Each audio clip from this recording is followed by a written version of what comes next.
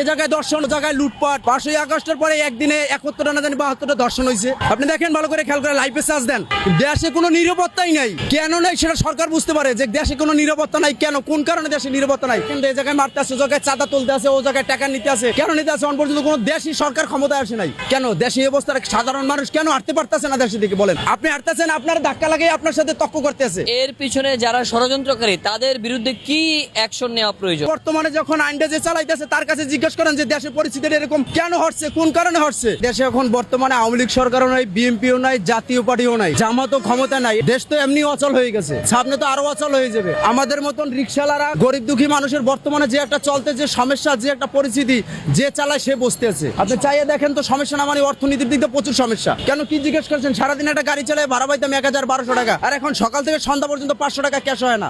কেন, কোন কারণে? সমস্ত রিকশালার চেহারার দিকে চাইয়ে দেখেন তো, আপনি জিজ্ঞেস করে দেখেন। রাজনীতি আছে কিন্তু রাজনীতির লোক নেই। দেশের ভালো ভালো মাথায় শেষ হয়ে গেছে। দেশের যে বর্তমানে যে উপদেষ্টা আছে, ডক্টর ইউনূস আছে, নাহিদ সাহেব আছে, যে দেশের ভিতরে আরো 4-5টা উপদেষ্টা আছে না, তাদেরকে আপনারা জিজ্ঞেস করেন দেশের অচলটা কেন হবে। এই মুহূর্তে আওয়ামী লীগ ক্ষমতা নেই, বিএনপি ক্ষমতা নেই, জামাত ক্ষমতা নেই, জাতীয় পার্টি ক্ষমতা নেই। এটা কোনো ষড়যন্ত্র হয়েছে? আপনারা তল্লাশি নেন না কেন? এখন তো আবার শুরু হচ্ছে, সামনে আরো বেশি হবে দেশের। আগামীতে দেশ কোন পর্যায়ে যেতে পারে আপনি মনে করেন? যে সরকার ক্ষমতায় আসুক, আওয়ামী লীগ তো ক্ষমতায় নাই, কখন হাঁসের ডিম খাইতে আছে জাতীয় পার্টি, জামাত, বিএনপি। রাজনীতির হলো 3 পয়েন্ট, ছাগলের বান 2টা, বাচ্চা হলো 3টা। কথাটা ভালো মনোযোগ দিয়ে শুনলেন। আপনি যখন লাইভে জিজ্ঞেস করছেন, আমি বলি ছাগলের বান 2টা, বাচ্চা হলো 3টা। 2টা খায়, একটা কিন্তু পায় না, বান পায়ও না, টানও দিতে পারে না। দিতে পারে?